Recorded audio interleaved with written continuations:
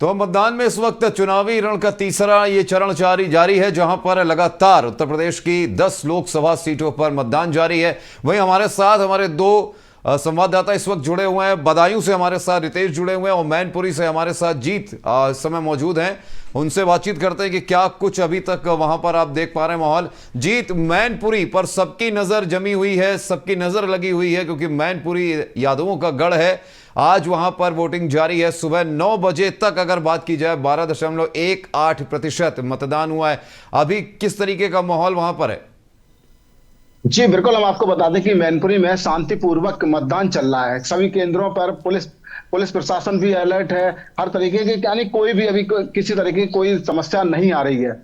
जी, लेकिन जिस तरीके से आज मतदान की बात की जाए, सुबह 7 बजे से मतदान जारी है। 9 बजे तक का जो आंकड़ा है वो 12.18% कह रहा है जीत वहां पर। क्या आपको उम्मीद लगती है कि अभी धीरे धीरे ये आंकड़ा बढ़ेगा, लोग वहां पर पहुंचेंगे, और सुविधाएं किस तरीके से जनता के लिए की गई हैं? जी बिल्कुल, हम आपको बता दें कि अभी जो 9 बजे तक का प्रतिशत जो मतदान है 12.5 हो चुका है। लेकिन अब लोग घर से निकल रहे हैं मतदान के लिए और पोलिंग बूथ पर जा रहे हैं। पोलिंग बूथ पर हर तरीके की व्यवस्थाएं भी की गई हैं। पुलिस प्रशासन भी अलर्ट है। तो भाई अगर देखा जाए तो क्या लगभग 12 बजे के बाद प्रतिशत बढ़ता जाता है। जी, जीत, चुनावी मैदान की अगर बात करें तो यादवों का गढ़ कहा जाता है, और इस वक्त वहां पर देखा जाए तो डिंपल यादव चुनावी मैदान में है।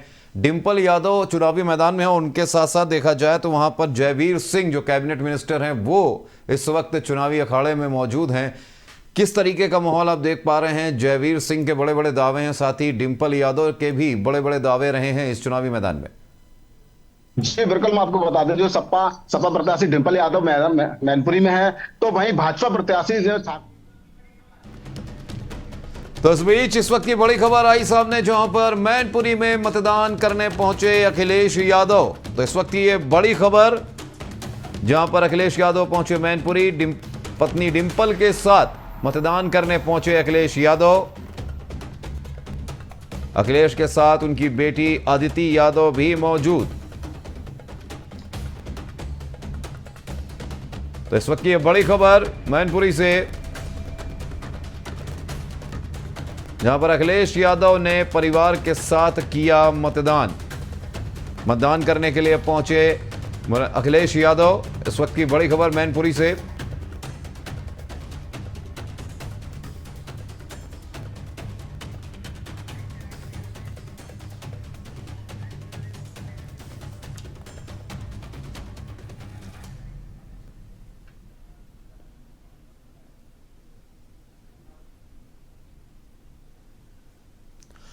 तो जीत, हम आपसे सवाल पूछ रहे थे कि जिस तरीके से वहां पे चुनावी रण में 3 दिग्गज वहां पे उतरे हुए हैं। इस वक्त डिंपल यादव मौजूद हैं सपा से इस समय चुनावी अखाड़े में, और उधर जयवीर सिंह जो कैबिनेट मिनिस्टर हैं बीजेपी से, वो भी चुनावी मैदान में हैं।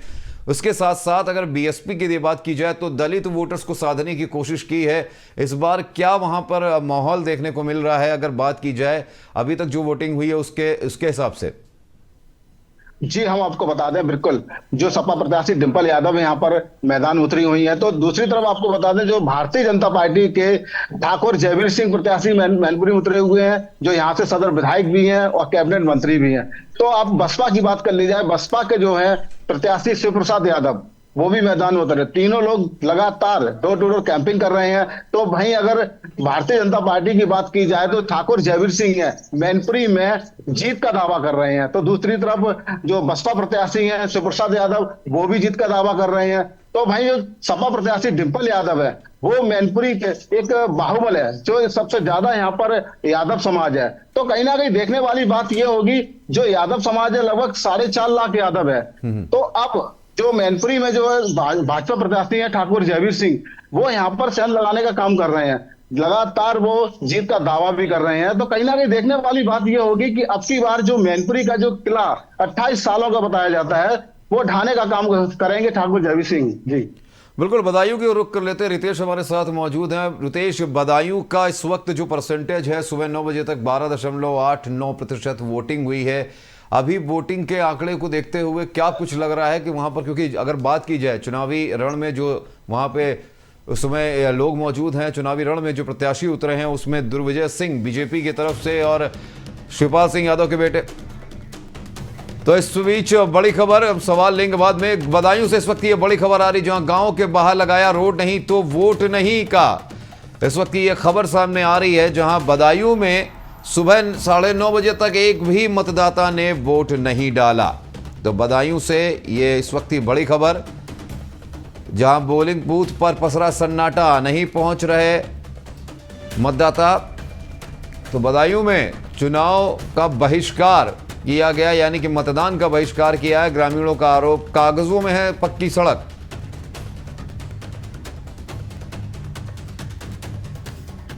तो इस वक्त की बड़ी खबर बदायूं से, जहां अधिकारियों के आश्वासन के बाद भी नहीं हुआ सड़क निर्माण, यह आरोप है वहां के ग्रामीणों का। जहां बसंत नगर से करिया मई तक सड़क निर्माण की मांग की गई थी। तो इस वक्त की यह बड़ी खबर, यहां 3 किलोमीटर कच्ची सड़क की मांग की गई थी। गांव में 750 मतदाता हैं। इस वक्त की बड़ी खबर आपको बता दें, सहसवान विधानसभा क्षेत्र के बसंत नगर का यह मामला है।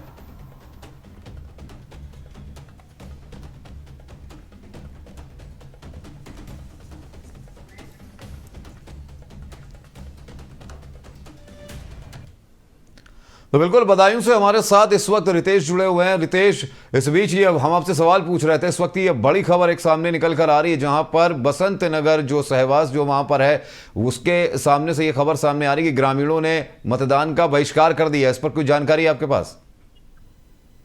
देखिए, बिल्कुल मैं आपको बताऊं, यहाँ पर बसंत नगर का मामला ऐसा है कि यहाँ पर ग्रामीणों ने लगभग सुबह से ही मतदान का बहिष्कार किया है। अधिकारियों के पहुंचने पर भी वहाँ जो है मतदान नहीं किया गया। लेकिन सबसे बड़ा सवाल खड़ा होता है, अगर ये काम पूर्ण कर लिया गया होता तो आज ये दिन ना देखना पड़ता। यहाँ पर लगभग 700 वोटर बताए जा रहे हैं जो लगातार मतदान का बहिष्कार कर रहे हैं, और तमाम जो अधिकारी हैं जानकारी मिलने के बाद वहां के लिए रवाना हो चुके हैं, और कुछ ही समय वहां पर अधिकारी पहुंचेंगे। उसके बाद देखने वाली बात होगी क्या मतदान शुरू हो पाएगा नहीं हो पाएगा। जी रितेश, अगर इस बसंत नगर की बात की जाए तो सहसवास जो है इस इलाके में 3 किलोमीटर की कच्ची सड़क की डिमांड की गई थी, और अगर वहां पे 750 मतदाताओं की जनसंख्या है, सबसे ज्यादा संख्या जो बाहुल्य अगर बात की जाए वोटर्स के माध्यम से, समीकरणों के माध्यम से, सबसे ज्यादा कौन सा वहां पे वोटर ज्यादा है? देखिए, बिल्कुल अगर यहाँ सबसे ज्यादा जातिवादी वोटर की बात की जाए तो यहाँ पर सबसे ज्यादा यादव वोट माना जा रहा है, और कहीं ना कहीं बड़ा सवाल खड़ा होता है। यहाँ पर मैदान में आदित्य यादव भी हैं, तो वो वोट जो है वो कहीं ना कहीं आदित्य यादव का पलड़ा भारी करता हुआ नजर आ रहा है। और बात करें यहाँ के विकास की, तो यहाँ पर अगर पहले से विकास होता, सांसद धर्मेंद्र मौर्य थी भाजपा की, अगर विकास हुआ होता तो आज ये दिन देखने को नहीं मिलता है। लेकिन रितेश, अगर बात की जाए तो यहां पर जिस तरीके से चुनाव का बहिष्कार जो लगातार चल रहा है उस पर भी ये नजर, इस वक्त की बड़ी खबर आपको ले बता दें, जहां पर आगरा से इस वक्त ये बड़ी खबर सामने आ रही है, जहां वोट डालने गए युवक पर पुलिस ने किया लाठीचार्ज। तो इस वक्त ये बड़ी खबर आगरा से, जहां ताजगंज थाना क्षेत्र का यह मामला है। तो लोकसभा चुनावों के तीसरे चरण के मतदान में यह बड़ी खबर सामने आ रही है आगरा से, जहां वोट डालने गए युवक पर चला पुलिस का डंडा। वोट डालने गई पत्नी का कर रहा था इंतजार। इस वक्त ये बड़ी खबर आगरा से, जहां युवक हुआ घायल, पीठ पर गंभीर चोट के हैं निशान।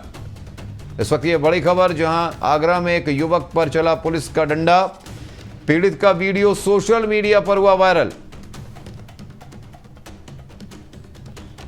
तो पुरानी मंडी पर बने नगर निगम स्कूल पर पोलिंग बूथ पर यह मामला सामने आया, जहां एक युवक वोट डालने गई अपनी पत्नी का इंतजार कर रहा था, जहां पर पुलिस ने उस युवक पर लाठी चार्ज कर दिया, यानी कि पुलिस का डंडा उस युवक पर चला। जहां पर आप देख सकते हैं विजुअल्स में किस तरीके से वो युवक अपनी चोट के निशान दिखा रहा है। गंभीर निशान चोट के इस युवक की पीठ पर दिखाई दे रहे हैं। वोट डालने गई अपनी पत्नी का इंतजार कर रहा था युवक। इस वक्त ये बड़ी खबर आगरा से।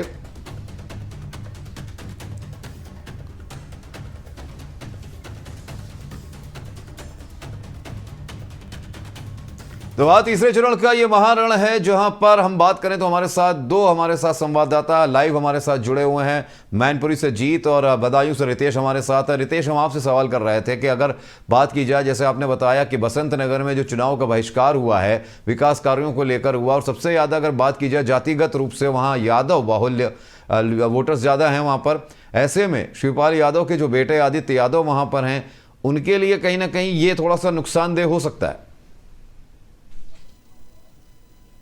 देखिए, बिल्कुल अगर नुकसान की बात की जाए तो लगातार यादव वोट जो है उनके साथ में है, और यहाँ पर विकास के मुद्दे पर वोट किया जा रहा था, लेकिन विकास यहाँ पर नहीं हुआ, इसके कारण ये मतदान बहिष्कार किया गया। हालांकि देखने वाली बात ये होगी कि समाजवादी पार्टी का पलड़ा भारी होता है या फिर भाजपा के पक्ष में मतदान होगा। और अगर इस गांव की बात की जाए तो यहाँ पर मतदान किया गया, मतदान का बहिष्कार किया गया सड़क को लेकर। अगर बात की जाए रितेश, तो कुल मिला के वहां पर बसपा ने मुस्लिम खां को उतारा है, और मुस्लिम खां के उतरने के बाद से वहां पर थोड़ा बहुत आंकड़े जो हैं उसमें गड़बड़ी हो सकती है। जो मुस्लिम जो वोटर्स हैं वहां पर, उनको लेकर यादव वोटर्स जो हैं कहीं ना कहीं बीएसपी के सपोर्ट में ये वोटर्स जा सकते हैं। देखिए, बिल्कुल अगर मुस्लिम वोटर्स की बात की जाए तो यहाँ पर मुस्लिम खान ने अपना दावा पेश किया है। यहाँ पर मुस्लिम खान अच्छे खासे वोट लेकर चलते हैं और अच्छी खासी उनकी जो है मुस्लिम वोटों में पकड़ मानी जा रही है। लेकिन सबसे बड़ा सवाल खड़ा होता है, यहाँ पर आबिद रजा जो है पूर्व मंत्री भी रहे हैं, विधायक भी रहे हैं, सदर विधायक रहे हैं, और वो कहीं ना कहीं समाजवादी पार्टी के पाले में है। तो यहाँ पर जो देखा जाएगा मुस्लिम वोट दो जगह बढ़ सकता है। बिल्कुल रितेश, अगर बात कर ली जाए वहां पर इंतजाम कहीं जिस तरीके से आज वोटिंग वहां पर हो रही है, मतदान जो हो रहा है, उसको लेकर प्रशासन की तरफ से क्या व्यवस्थाएं की गई हैं आम जनमानस को लेकर, वोटर्स को लेकर? देखिए, यहाँ पर अगर मतदान की बात की जाए, मतदान केंद्र बनाए गए हैं, 1410 मतदान केंद्र बनाए गए हैं, और 428 क्रिसेल जो मतदान केंद्र हैं वो बनाए गए हैं। और यहाँ पर सुरक्षा व्यवस्था की बात की जाए तो लगातार जो मजिस्ट्रेट तैनात किए गए हैं वो लगातार दौरा कर रहे हैं। एसडीएम जो हैं वो भी लगातार दौरा कर रहे हैं, और जिला निर्वाचन अधिकारी यानी मनोज कुमार सिंह जो हैं वो भी लगातार दौरा कर रहे हैं, सुरक्षा व्यवस्थाओं का जायजा कर रहे हैं। और यहाँ पर पीने के लिए पानी की व्यवस्था है, और चांदनी टेंट जो भी है वो लगाए गए हैं। लगातार यहाँ पर कैसी भी कोई अन्य व्यवस्थाएं जो है अच्छे तरीके से की गई है प्रशासन द्वारा। जी बिल्कुल, मैनपुरी की ओर रुख करते हैं। जीत हमारे साथ मौजूद हैं। जीत, जिस तरीके से मैनपुरी की अगर बात की जाए तो मुलायम सिंह यादव का एक दौर पे मैंने गढ़ रहा है, यादव वोटर्स वहां पर यादव बाहुल्य एरिया माना जाता है। और दूसरी बात, इस बार जिस तरीके से सपा जो है वो पीडीए की बात कर रही है, यानी कि यादव जो वोटर्स हैं उनके साथ साथ दलितों की बात कर रही है। ऐसे में जो समीकरण है वहां पर अगर बात की जाए, शिव प्रसाद यादव को उतार कर एक तरह से यादव वोटर्स को भी साधने की कोशिश बीएसपी की तरफ से की गई है। किस तरह का माहौल आप देख पा रहे हैं वहां पे? जी बिल्कुल, हम आपको बता दें कि जो मैनपुरी में है, या मैनपुरी में जो यादव बाहुमल है लगभग 4.5 लाख है। तो वहीं जो साथ समाज की अगर बात की जाए तो 2,75,000 है। अगर एससी की बात कर ली जाए तो एससी लगभग 90,000 के समथिंग होगा। लेकिन अगर बात की जाए शिवप्रसाद यादव को जो बसपा से उतारा गया है, तो कहीं ना कहीं लगता है कि जो बसपा का वोट है वो तो बसपा में ही जाएगा, जो एससी वोट है। लेकिन अगर बात की जाए शिवप्रसाद यादव है, यादव वर्ग लगभग जो नेताजी मुलायम सिंह है, मुलायम सिंह के तत्व में जो यादव वर्ग है वो नहीं कटेगा। जी अगर जीत बात की जाए, अभी हाल ही में प्रधानमंत्री नरेंद्र मोदी ने बीते दिनों वहां पर एक जनसभा की है, और वो जनसभा इटावा में उन्होंने की, और उसके साथ ही साथ उन्होंने वहां पर मैनपुरी से लेकर कन्नौज तक के जो वहां पर प्रत्याशी वो वहां पर पहुंचे थे। ऐसे में प्रधानमंत्री की जो ये जो जनसभा रही है, क्या ये जयवीर सिंह के हिस्से में मतलब उसी तरीके से क्या काम कर सकती है जिस तरीके से अभी तक करती आई है?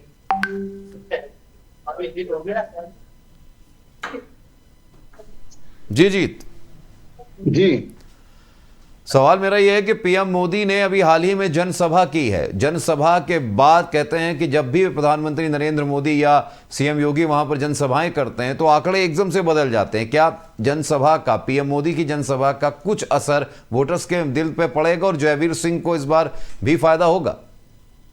जी हम बिल्कुल आपको बता दें, जो भाजपा प्रत्याशी ठाकुर जयवीर सिंह है, जयवीर सिंह के नेतृत्व में जो पीएम मोदी ने जनसभा की है, तो वहीं कहीं ना कहीं जो जनता है, जनता जनार्दन है, तो कहीं ना कहीं लगता है कि भाजपा की तरफ मुख मोड़ने का काम करेगी। तो वहीं आपको बता दें कि जब उत्तर प्रदेश के मुख्यमंत्री योगी आदित्यनाथ ने मैनपुरी पहुंचे, तो मैनपुरी पहुंच के जब रोड शो किया तो उनका रोड शो भी देखने को मिला है कि काफी उसमें भीड़ भी हुई है। तो लोगों का कुछ मन भी बदल रहा है कि अब की बार तो जो यहाँ पर जो 28 सालों से किला ढहा है, जो लगभग सपा सपा का गढ़ रहा है, तो कहीं ना कहीं जनता भी ये सोच रही है कि मन बना लिया है कि अब की बार इस सीट को चेंज करने का काम किया जाए। अच्छा जी, जब बात की जाती है समीकरणों की, आंकड़ों की, तो यहाँ पर देखा जाए तो यादव बाहुल्य एरिया जब माना जाता है तो यहाँ पर विकास से ज़्यादा लोग जातिगत वोटर्स की बात करते हैं और जातियों की समीकरणों पर बात करते हैं। अखिलेश यादव ने यहाँ पर डिंपल यादव को उतारा और इस बार चुनाव में हमने देखा कि डिंपल के सपोर्ट में अदिति यादव जो उनकी बेटी हैं वो भी चुनावी मैदान में उतरी, अपनी माँ के लिए उन्होंने वोट मांगे। क्या इसका असर भी जो वोटर्स वहाँ पर उनके दिलो दिमाग पे पड़ेगा? बिल्कुल, हम आपको बता दें सपा प्रत्याशी के डिंपल यादव की जो बेटी है अक्षी यादव लगातार मैनपुरी माँ के डोर टू डोर कैंपिंग भी की है, जगह जगह जाकर वोटों की अपनी अपनी माँ के लिए वोटों की अपील भी की है। तो कहीं ना कहीं जो जनता जनार्दन है तो कहीं सोचती है कि अगर जो माँ के लिए जो बेटी वोट मांग रही है तो फैक्ट तो पड़ेगा ही, 80% लगभग फैक्ट पड़ेगा, क्योंकि यहाँ पर जो समाजवादी पार्टी का गढ़ कहा जाता है, यादव बहुमत ज्यादा है, तो यादवों को लेकर यहाँ पर जो है तो लगता है कि सपा समाजवादी पार्टी का भी तो फैक्ट पड़ेगा, क्योंकि जो यहाँ पर भाजपा प्रत्याशी है ठाकुर जयवीर सिंह वो भी जीत का दावा कर रहे हैं लगातार। जी बिल्कुल जीत। और सबसे बड़ी चीज़ ये पूछना चाहूँगा कि जिस तरीके से चुनावी अभी इस समय मतदान वहाँ पर जारी है, मतदान को लेकर प्रशासन की तरफ से किस तरीके की तैयारियां वहाँ पे की गई, क्योंकि वहाँ पर कुछ नए वोटर्स भी इस बार अपना मतदान करने आ रहे हैं और सबसे बड़ी बात है बुजुर्गों के लिए किस तरीके से वहाँ सुविधाएं की गई? जी, हम आपको बता दें जो यहाँ पर जो पहली बार जिसने मतदान किया है तो उन लोगों की भी व्यवस्था भी बनाई गई है, हर तरीके की पानी की लेकर हर चीज के मतदान पे व्यवस्थाएं बनाई गई। जो बुजुर्ग हैं बुजुर्गों के लिए व्यवस्थाएं बनाई गई हैं, जो उनको अगर कोई दिक्कत होती है तो वहाँ पे जो पुलिस प्रशासन है उनको ले जाके उनका मतदान करवा रहा है और जो भी व्यवस्थाएं प्रशासन की तरफ से पूरी व्यवस्थाएं की जा रही हैं। बात करते हैं बदायूं की ओर रुख कर लेते हैं। बदायूं में इस वक्त रितेश हमारे साथ मौजूद हैं। रितेश, जिस तरीके से बात की जाती है बदायूं को लेकर, तो कहीं ना कहीं यहाँ पर देखने को मिलता है कि शिवपाल यादव जो थे पहले वो उतरने वाले थे, उसके बाद वहाँ पे आदित्य यादव को उतारा गया है। और सबसे बड़ी बात, पहली बार यहाँ पर बीजेपी ने दुर्विजय सिंह को उतारा है, जो बड़े नेता माने जाते हैं। क्या दुर्विजय सिंह के जो समीकरण हैं, क्या वो लगता है कि वो इस बार यहाँ पर शिवपाल यादव के जो बेटे हैं आदित्य, उनके सामने कहीं पे टिक पाएंगे या बीजेपी की झोली में कुछ कहते हैं जीत दर्ज यहाँ से हो पाएगी? देखिए, बिल्कुल मैं आपको बता दूं, यहाँ पर अगर बदायूं सीट की बात की जाए तो लगातार 67 साल में 2 बार बीजेपी ने यहाँ पर पताका लहराया। अभी हाल ही में 2019 में यहाँ से सांसद संघमित्रा मौर्य हुई थी, लेकिन सांसद संघमित्रा मौर्य का टिकट काट के यहाँ के जो स्टार प्रचारक बनाए गए थे भाजपा में ध्रुव साक्य जो है उनको यहाँ से प्रत्याशी बनाया गया। लेकिन अब देखने वाली बात ये होगी कि यहाँ पर किसका पलड़ाभारी होता है। हमने मतदाताओं से यहाँ पर बात की थी तो कहीं ना कहीं यहाँ पर समाजवादी पार्टी का जो है पलड़ाभारी नजर आ रहा है। जी, अगर बात करें रितेश, अगर पिछले समीकरणों को, पिछले चुनावों को अगर हम लोग देख लें तो यहाँ पर 10 सीटें जो लोकसभा की, उसमें से 8 पर बीजेपी का परचम लहराया था, 2 पर सपा की साइकिल दौड़ी थी, लेकिन बीएसपी का खाता भी नहीं पिछली बार खुल पाया था। इस बार बीएसपी अकेले चुनावी मैदान में उतरी है। इस बार क्या लग रहा है आपको कि मुस्लिम खां समीकरण बिगाड़ेंगे बीजेपी और बीएसपी उसका सपा का? देखिए, बिल्कुल अगर मुस्लिम खां की बात की जाए तो अपने आप में वो एक अच्छे नेता माने जाते हैं और लगातार मुस्लिम मतदाताओं से ही नहीं बल्कि वो सभी जो वर्ग के लोग हैं उनमें लगातार अपना जो संबंध है वो बनाए हुए हैं और कहीं ना कहीं यहाँ पर सपा और बीजेपी को लगातार वो भी कड़ा मुकाबला देने में समर्थ हैं इस बार। बिल्कुल, कहीं ना कहीं ये देने की कहने टक्कर की बात तो है ही है। कहीं ना कहीं बीजेपी और सपा के बीच में लड़ाई सीधे तरीके से है, इंडिया गठबंधन की सीधे तरीके से, लेकिन बीएसपी ने भी समीकरणों को बिगाड़ने का काम इस वक्त कर दिया है। और मैनपुरी से हमारे साथ जीत और बदायूं से रितेश हमारे साथ लगातार जुड़े हैं। आप दोनों से यही कहेंगे कि आप दोनों खबरों पर नजर बनाए रखिए, किस तरीके से वोटिंग वहां पर हो रही है उस पर हमें पल की जानकारी देते रहिएगा। लेकिन आपको बता दें कि इस वक्त जिस तरीके से चुनाव जारी है, जिस समय इस समय मतदान जारी है, लोकसभा की जो लोकसभा की 10 सीटें हैं उन पर मतदान जारी है और ऐसे में मैनपुरी और बदायूं पर सबसे ज्यादा नजर लोगों की है गड़ी हुई है। अगर मैनपुरी की बात कर लें तो मैनपुरी में इस वक्त डिंपल यादव चुनावी मैदान में, अखिलेश यादव इस वक्त वहां पर पहुंचे हैं। अगर बात करें जीत, अखिलेश मैनपुरी पहुंचे, मैनपुरी में अपने परिवार के साथ वोट डालने पहुंचे। क्या इस दौरान अखिलेश यादव की तरफ से कोई बयान दिया गया है क्या? जी बिल्कुल, हम आपको बता दें कि अखिलेश यादव जो मैनपुरी पहुंचे हैं वोट डालने के लिए, वो अपने परिवार के साथ पहुंचे थे। लेकिन वहीं एक अखिलेश यादव ने जो ट्वीट किया था कि पिछली यहाँ जो विधानसभा पड़ती है वहां ईवीएम की मशीन को खराब को लेकर उन्होंने ट्वीट किया था, तो वहीं प्रशासन ने जो ट्वीट के बाद उन्होंने तो तत्काल ईवीएम मशीन तो तुरंत चेंज कर दी गई थी, तो मतदान दोबारा शुरू हो गया था वहां पर।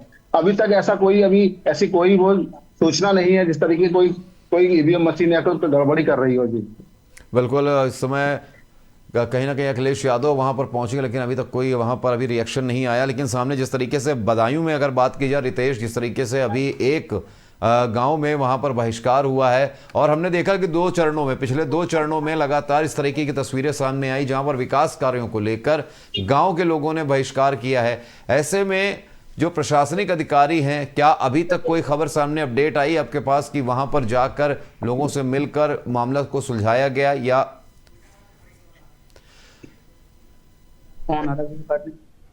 बिल्कुल रितेश, हम आपसे सवाल का जवाब लेंगे, लेकिन उससे पहले इस वक्त की बड़ी खबर बता दें। फिरोजाबाद से इस वक्त ये बड़ी खबर आ रही है जहां पर अलग अलग इलाकों से बीएलओ को पुलिस ने हिरासत में लिया है। इस वक्त की बड़ी खबर फिरोजाबाद से, यहां बीएलओ को पुलिस ने लिया हिरासत में, मतदान में गड़बड़ी का आरोप।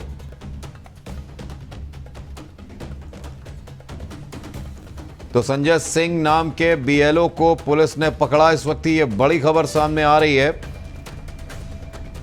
जहां आपको बता दें कि जसराना के गांव नगला घनी से पुलिस ने हिरासत में लिया है।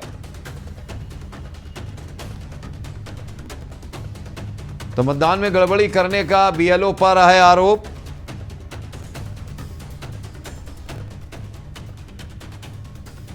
तो वह मामले की जांच में इस वक्त पुलिस जुटी हुई है। तो इस वक्त ये बड़ी खबर सामने आ रही है, जहां पर बीएलओ को पुलिस ने गिरफ्तार किया है। फर्जी मतदान को लेकर 42 लोग पुलिस हिरासत में,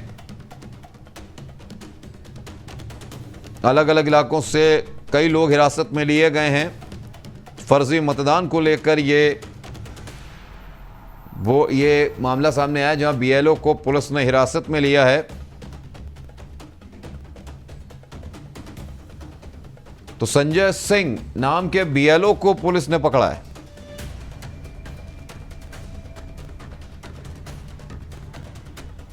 इस वक्त की यह बड़ी खबर, जसराना के गांव नगला घनी से हिरासत में लिया गया बीएलओ को।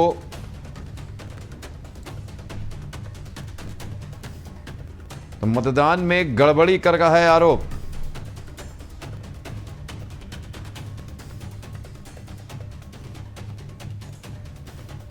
फिरोजाबाद में पुलिस ने 42 लोगों को हिरासत में लिया। तो फर्जी मतदान को लेकर 42 लोगों को पुलिस ने हिरासत में लिया है।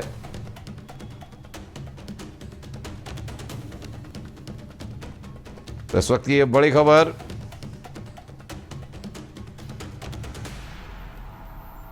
तो फिरोजाबाद में पुलिस ने बीएलओ को हिरासत में लिया। इस वक्त की ये बड़ी खबर सामने आ रही है, संजय सिंह नाम के बीएलओ को पुलिस ने पकड़ा है।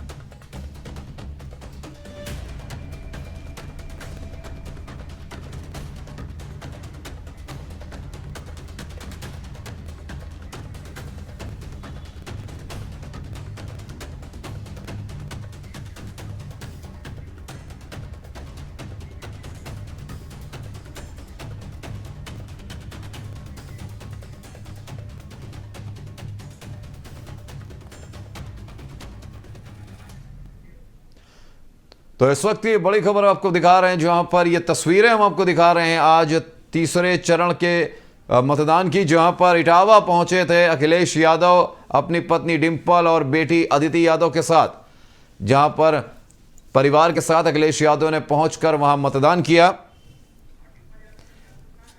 और इसी बीच डिंपल यादव ने मतदान के बाद क्या कुछ कहा, आइए आपको सुनाते हैं। करके सभी लोग करी है मैम, कुछ लोगों ने अभी आपसे शिकायत करी है। किला कहा जाता है, बिल्कुल आपको लगता है कि इस बार टीम फिर से कदमाएंगे होगा, लेकिन चल रहा है और कहीं ना कहीं यहाँ पे लोकतंत्र के साथ खिलवाड़ करना और लेकिन हम लोग मजबूती के साथ खड़े हैं और मैडम थोड़ा सामने हो जाइए, मैडम थोड़ा सामने हो जाइए। बड़े इसके लिए क्या अपील आप कर रहे हैं, मुद्दे भी बताइए। अपील है, सब कुछ हो चुका है, अब लोगों पे डिपेंड करता है वोट परसेंटेज। डिम्पल जी, योगी आदित्यनाथ से कहना है इस वक्त की एक और बड़ी खबर सामने आ रही है, जहां इटावा से इस वक्त ये बड़ी खबर है। अखिलेश यादव ने परिवार के साथ किया मतदान।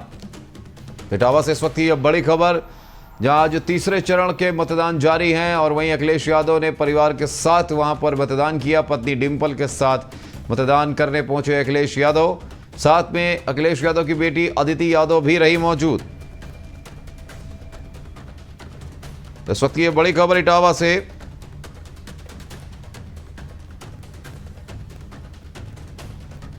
यहां अखिलेश ने परिवार के साथ किया मतदान। यहां अखिलेश यादव ने परिवार के साथ मतदान किया। अभिनव आदर्श मतदान केंद्र पर अखिलेश यादव ने वोट डाला। पत्नी डिंपल के साथ अखिलेश ने किया मतदान। अखिलेश के साथ उनकी बेटी अदिति यादव ने भी मतदान केंद्र पर वोट डाला।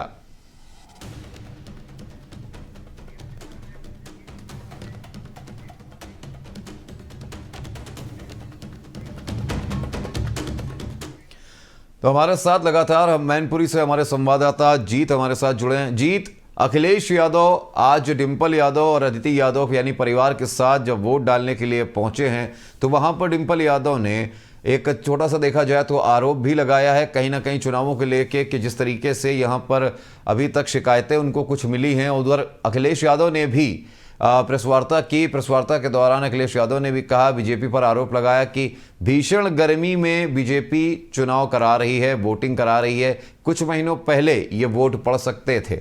इस पर क्या कुछ कहेंगे?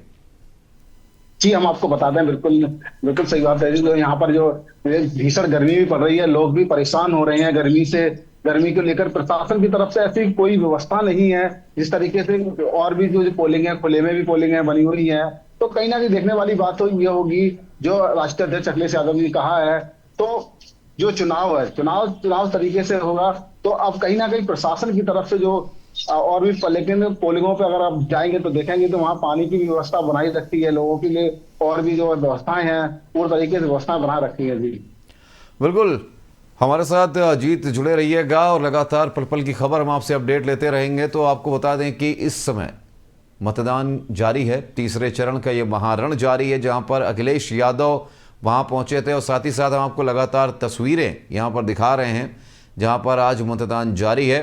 और तस्वीरों में आप देख सकते हैं किस तरीके से यहाँ पर आदित्य यादव जो हैं वो आप तस्वीरों में दिखाई दे रहे थे। साथ ही अखिलेश यादव की ये तस्वीरें जहाँ पर वो अपने परिवार के साथ आज वोट डालने पहुँचे, मतदान करने पहुँचे। आपको बता दें, अखिलेश यादव पत्नी डिंपल यादव और बेटी अदिति यादव के साथ वोट डालने पहुँचे थे, जहाँ पर अभिनव आदर्श मतदान केंद्र पर अखिलेश यादव, डिंपल यादव और अदिति यादव के साथ अपने मताधिकार का प्रयोग करने पहुँचे। तो आपको बता दें कि धर्मेंद्र यादव ने भी इस दौरान अभिनव आदर्श मतदान केंद्र पर अपना वोट डाला, जहां पर आपको तस्वीरें हम दिखा रहे हैं। अखिलेश यादव अपने परिवार के साथ वहां पर वोट डालने के लिए पहुंचे। मतदान केंद्र पर पुलिस की कड़ी सुरक्षा, कड़े बंदोबस्त और मतदान को लोकसभा चुनावों का ये तीसरा रण है, जहां जो वोटिंग जारी है। आपको बता दें कि उत्तर प्रदेश की 10 लोकसभा सीटों पर यह मतदान जारी है। यहां पर तस्वीरों में आप देख सकते हैं किस तरीके से अखिलेश यादव वहां पहुंचे और साथ ही हम आपको दिखा रहे हैं कि अक्षय यादव, इटावा से ये तस्वीरें जहां से अक्षय यादव अपनी पत्नी के साथ वहां पर पहुंचे वोट डालने के लिए, मतदान के लिए।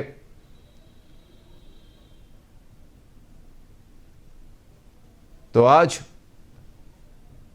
यूपी समेत 12 राज्यों में 93 सीटों पर मतदान जारी है।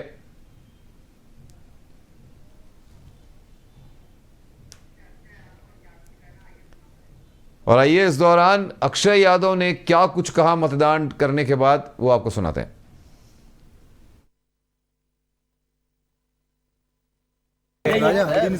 संविधान को बचाया जा सके उसके लिए वोट हम लोगों ने आज अक्षय जी यहाँ से सीधे आप अपनी कंस्टिट्यूंसी बधाई हो जाएंगे फिरोजाबाद जाएंगे, यहाँ से फिरोजाबाद में घूमने का काम करेंगे और शांतिपूर्वक मतदान हो, यही हम लोगों की कोशिश रहेगी। और प्रशासन से भी यही मांग हम लोगों ने करी है लगातार कि निष्पक्ष और शांतिपूर्ण मतदान फिरोजाबाद में करवाएं। क्या लग रहा है सर, ये 400 पार का जो नारा बीजेपी दे रही है, आपको क्या दिख रहा है सर? ये नारा उनका फेल हो चुका है, ये नारा जरूर सच होने वाला है, 80 हराओ भाजपा हटाओ। तो आप कोई स्थानीय मुद्दा भी है या कोई राष्ट्रीय स्तर के जो मुद्दे हैं उसको? विकास का मुद्दा है, स्थानीय मुद्दा बहुत बड़ा मुद्दा है, पानी के मुद्दे हैं और संविधान को बचाना, किसानों को एमएसपी की गारंटी, नौजवानों को नौकरी, महिलाओं को सुरक्षा और सम्मान मिले, ये सारी हैंगी चीजें जिन पर हम लोग चुनाव लड़ते हैं। सीएम योगी का कहना है कि राम भक्तों और राम द्रोहियों के बीच का ये चुनाव है। ये जो देश से प्यार करते हैं वो इंडिया गठबंधन को जिताने का काम करेंगे और भाजपा को हटाने का काम करेंगे।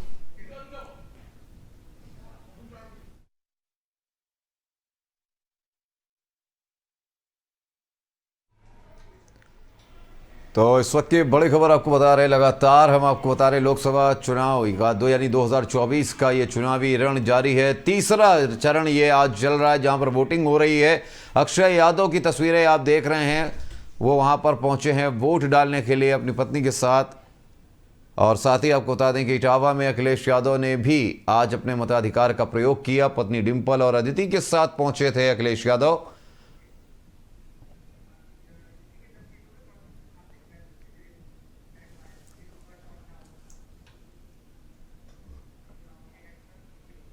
तो आपको बता दें कि लोकसभा चुनावों का आज तीसरा रण यानी कि तीसरा ये चरण है जिसका मतदान जारी है। और आपको हम बता दें कि उत्तर प्रदेश की 10 लोकसभा सीटों पर ग्राफिक्स के जरिए आपको बता दें कि कौन किसके सामने है इस वक्त। तो मैनपुरी का ये चुनाव क्षेत्र जहां पर कुल मतदाता 17,23,000 हैं, जहां पर बीजेपी से जयवीर सिंह, सपा से डिंपल यादव और बीएसपी से शिव प्रसाद यादव चुनावी मैदान में। वहीं बदायूं से बीजेपी की तरफ से दुर्विजय शाक्य, तो बीएसपी से मुस्लिम खान और सपा से आदित्य यादव चुनावी मैदान में।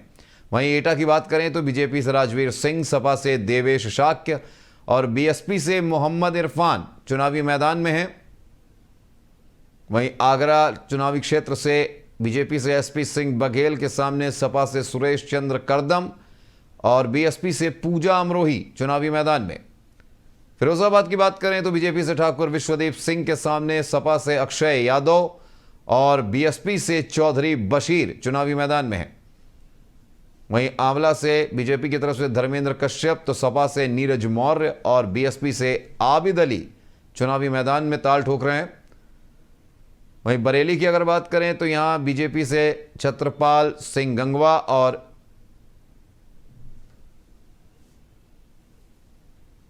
हाथरस की अगर बात की जाए तो अनूप वाल्मीकि बीजेपी से और सपा से जसवीर वाल्मीकि और बीएसपी से हेम बाबू धनगर इस वक्त चुनावी मैदान में।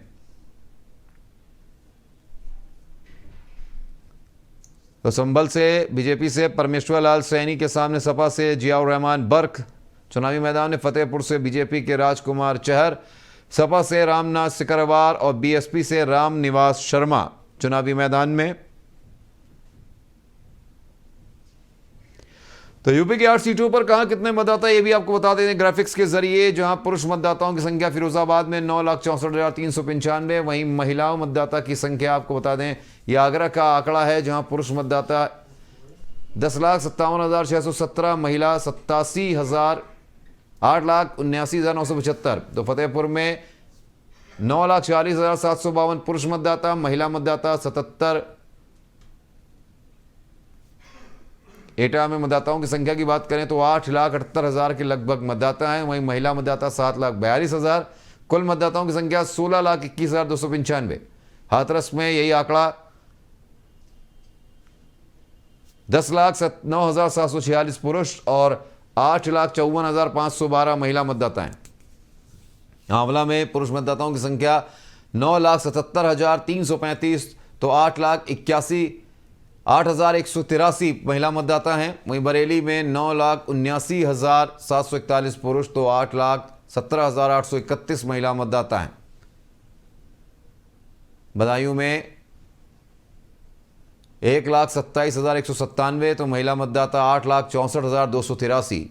कुल मतदाताओं की संख्या 19 लाख के लगभग। वहीं संभल में 9,85,540 पुरुष तो 8,43,097 महिला मतदाता। कुल मतदाताओं की संख्या 1,82,800।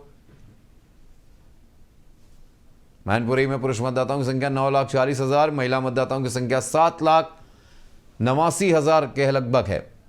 वहीं फिरोजाबाद में आपको आंकड़े बता दें कि बदायूं में जो मौजूदा सांसद हैं डिंपल यादव हैं, और ये आंकड़े आपको बता रहे हैं कि किस तरीके से कौन कहां पर पिछले चुनावों की अगर बात करें तो कौन कहां पर कितने वोटों से जीता था, जीत दर्ज करी थी। एटा में राजवीर सिंह मौजूदा सांसद हैं बीजेपी के, चुनावी मैदान में एक बार फिर से हैं। वहीं सत्यपाल सिंह बघेल मौजूदा सांसद हैं, उन्होंने पिछली बार भी चुनाव जीता था। मौजूदा सांसद डॉक्टर चंद्रसेन यादव ने इस बार चुनावी मैदान में फिरोजाबाद से अक्षय यादव के सामने। वहीं मौजूदा सांसद धर्मेंद्र कश्यप हैं, इनके आज इस वक्त आपको बता दें पिछली बार इन्होंने जो चुनाव जीता था वो रुचि वीरा से जीता था। और मौजूदा सांसद संतोष कुमार गंगवार इस वक्त सामने हैं, जहां पर वो संतोष कुमार गंगवार जीते थे पिछले चुनावों की अगर बात करें तो बीजेपी के राजवीर दिलेर हाथरस से जीते थे पिछला चुनाव।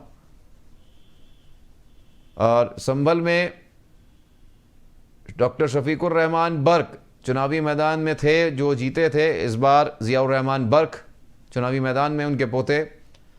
तो मौजूदा सांसद फतेहपुर से राजकुमार चहर एक बार फिर से चुनावी मैदान में, पिछला चुनाव भी इन्होंने जीता था। वहीं बदायूं में मुलायम सिंह यादव पिछला चुनाव जीते थे। तो बदायूं में ही अगर बात की जाए तो आपको तस्वीरें हम सीधे दिखा रहे हैं महाराष्ट्र से, जहां पर बॉलीवुड एक्टर रितेश देशमुख और उनकी पत्नी जेनेलिया रितेश देशमुख ने भी अपने मतदान का प्रयोग किया। मतदान स्थल पर वोटिंग के लिए पहुंचे हैं रितेश देशमुख और उनकी धर्मपत्नी जेनेलिया। तो महाराष्ट्र से ये सीधी तस्वीरें आपको बता दें कि आज यूपी समेत 12 राज्यों की 93 सीटों पर मतदान जारी है, जहां पर ये तस्वीरें महाराष्ट्र से सीधे हम आपको दिखा रहे हैं, जहां पर बॉलीवुड एक्टर रितेश देशमुख और उनकी पत्नी एक्ट्रेस जेनेलिया ने अपने मतदान का प्रयोग किया।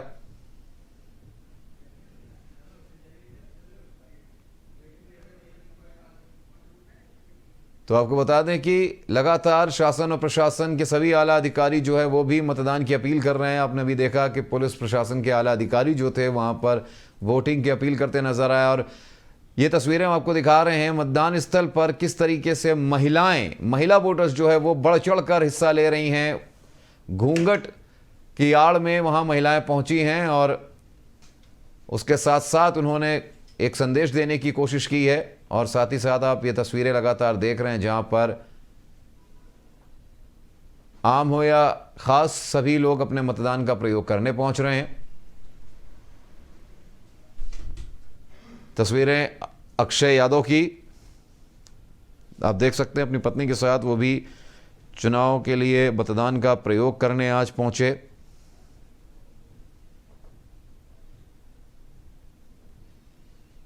तो तस्वीरें हम आपको लगातार दिखा रहे हैं आज तीसरे चरण के मतदान की। तो आज तीसरे चरण का मतदान जारी है। अखिलेश यादव अपनी पत्नी डिंपल यादव और बेटी अदिति यादव के साथ मतदान स्थल पर पहुंचे, अपने वोट का मताधिकार का प्रयोग किया। उधर अमित शाह ने भी अहमदाबाद में अपने मताधिकार का प्रयोग किया है।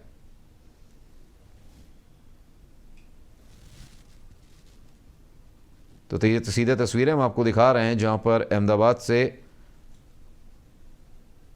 और साथ ही आपको बता दें कि उत्तर प्रदेश की गवर्नर आनंदीबेन पटेल ने भी गुजरात में अहमदाबाद में अपने मतदान का प्रयोग किया। आपको बता दें कि तीसरे फेज में करीब 120 महिलाओं समेत 1300 से अधिक उम्मीदवार चुनावी मैदान में हैं। वहीं अगर बड़े नेताओं की अगर बात की जाए जो चुनावी समर में उतरे हुए हैं तीसरे चरण में, जिनके भाग्य का फैसला होना है, उसमें केंद्रीय गृह मंत्री अमित शाह गांधीनगर से, गुना से ज्योतिरादित्य सिंधिया और पोरबंदर से मनसुख मांडविया चुनावी मैदान में हैं और पुरुषोत्तम रूपाला राजकोट से, धारवाड़ से प्रहलाद जोशी और एसपी सिंह बघेल आगरा से शामिल हैं। वहीं एमपी की अगर बात की जाए तो पूर्व मुख्यमंत्री शिवराज सिंह चौहान विदिशा से और दिग्विजय सिंह राजगढ़ से चुनावी मैदान में उतरे हुए हैं। और ये प्रधानमंत्री नरेंद्र मोदी की तस्वीरें आप देख रहे हैं, जहां पर अहमदाबाद पहुंचे थे प्रधानमंत्री अपने मतदान का प्रयोग करने। उनके साथ केंद्रीय गृह मंत्री अमित शाह भी नजर आ रहे हैं, जहां पर अहमदाबाद में प्रधानमंत्री नरेंद्र मोदी ने अपने व्यस्त कार्यक्रमों के बीच समय निकालकर अपने मताधिकार का प्रयोग किया।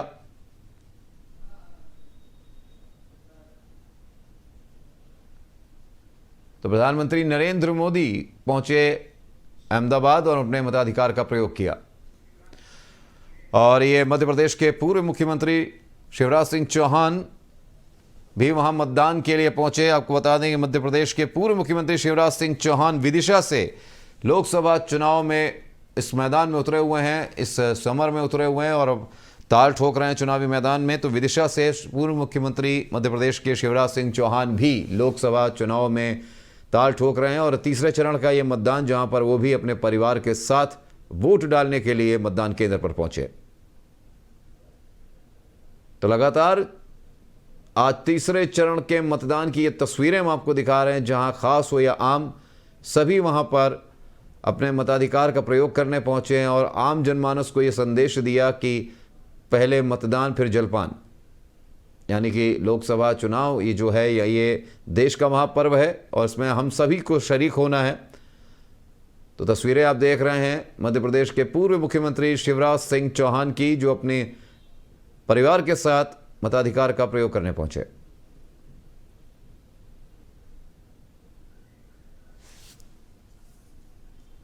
तो ये लगातार तस्वीरें तीसरे चरण की हम आपको दिखा रहे हैं, जहां पर आज तीसरे चरण का चुनाव मतदान जारी है। अहमदाबाद में प्रधानमंत्री नरेंद्र मोदी ने आज अपने मतदान का प्रयोग किया। तो ग्राफिक्स के जरिए यूपी की 10 सीटों में कौन किसके सामने, मैनपुरी में बीजेपी के जयवीर सिंह, सपा की डिंपल यादव और बीएसपी से शिव प्रसाद यादव चुनावी मैदान में एक दूसरे के सामने। वहीं बदायूं से दुर्विजय शाक्य बीजेपी से, आदित्य यादव सपा और मुस्लिम खान बीएसपी से चुनावी मैदान में ताल ठोक रहे हैं एक दूसरे के सामने। तो चुनाव क्षेत्र एटा की अगर बात की जाए तो वहां पर राजवीर सिंह बीजेपी से, देवेश शाक्य सपा और मोहम्मद इरफान बीएसपी से चुनावी मैदान में। वहीं आगरा की अगर बात की जाए तो आगरा में एसपी सिंह बघेल, सुरेश चंद्र करदम और पूजा मरोई एक दूसरे के सामने चुनावी मैदान में हैं। फिरोजाबाद की बात करें तो बीजेपी के ठाकुर विश्वदीप सिंह, सपा के अक्षय यादव और बीएसपी से चौधरी बशीर चुनावी मैदान में। आंवला से बीजेपी के धर्मेंद्र कश्यप, सपा से नीरज मौर्य और आबिद अली बीएसपी से चुनावी मैदान में उतरे हैं। वहीं बरेली की अगर बात करें तो यहां पर बसपा के प्रत्याशी मैदान से बाहर हो गए हैं। भाजपा के संतोष गंगवार की जगह अब छत्रपाल गंगवार को मौका दिया गया है। इनके सामने प्रवीण सिंह एरन सपा की टिकट से उतरे। वहीं हाथरस में अनूप वाल्मीकि बीजेपी और जसवीर वाल्मीकि सपा से मैदान में हैं। और वहीं संभल से बीजेपी के परमेश्वर लाल सैनी, जियाउर रहमान बर्ग सपा से और शौलत अली बीएसपी से चुनावी मैदान में। यूपी की 10 सीटों में कौन किसके सामने आपको बता रहे हैं। फतेहपुर से राजकुमार चहर बीजेपी, रामनाथ सिकरवार सपा और राम निवास शर्मा बीएसपी से चुनावी मैदान में। तो लगातार आपको बता दें कि यूपी की 8 सीटों में आप फिरोजाबाद में मतदाताओं की संख्या 9,64,395, वहीं महिलाओं की संख्या 8,26,024। आगरा में 10,57,617, तो 8,79,975 महिला मतदाताओं की संख्या है।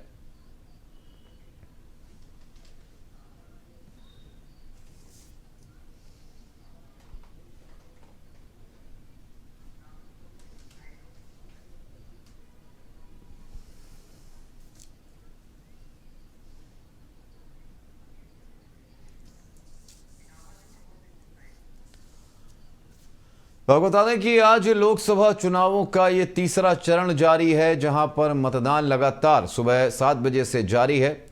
और आंकड़े जो बता रहे हैं वो आंकड़ों का साफ तौर से ये कहना है कि लगातार अभी 9 बजे तक के जो आंकड़े हैं उत्तर प्रदेश की अगर बात की जाए तो उत्तर प्रदेश में मतदान अभी भी जारी है। कई जगहों पर चुनाव बहिष्कार की खबरें भी सामने आ रही हैं। वहीं पर अगर बात की जाए तो अखिलेश यादव ने भी वोट डाला है 10 सीटों पर। सुबह 9 बजे तक 16.64% ही मतदान हुआ।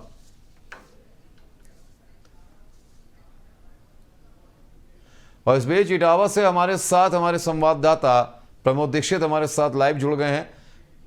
तो जिस तरीके से बात की जा रही है, लगातार चुनाव के इस दौर में मतदान जारी है। प्रमोद, अगर बात की जाए इटावा की तो यादव बहुल एरिया माना जाता है, खासतौर से इटावा, और वहां पर भी लगातार चुनावी मैदान में ताल ठोक रहे हैं कई प्रत्याशी और लगातार वहां पर चुनाव जारी है, मतदान जारी है। क्या कुछ तस्वीरें आप देख पा रहे हैं इटावा के अलग अलग जगह से?